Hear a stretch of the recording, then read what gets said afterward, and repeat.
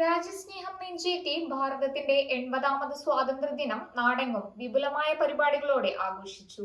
സൂര്യഭാരതി ഗ്രൂപ്പിന്റെ നേതൃത്വത്തിൽ നടന്ന ആഘോഷ പരിപാടികളും ശ്രദ്ധേയമായി.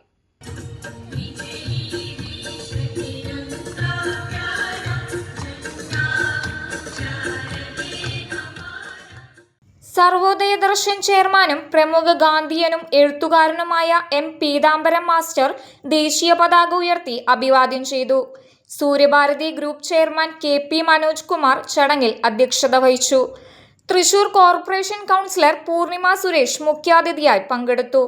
ഡൽഹിയിൽ റിപ്പബ്ലിക് ദിന പരേഡ് നയിച്ച സി.എസ്. ആനന്ദകൃഷ്ണനെ ചടങ്ങിൽ ഉപഹാരം നൽകി ആദരിച്ചു.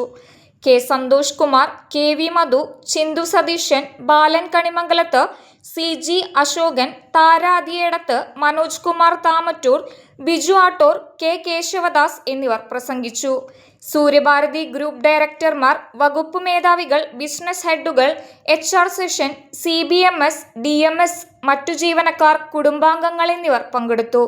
ദേശഭക്തി ഗാനാലാപനം, മധുര വിതരണം തുടങ്ങിയ പരിപാടികളും ആഘോഷത്തിന്റെ ഭാഗമായി നടന്നു.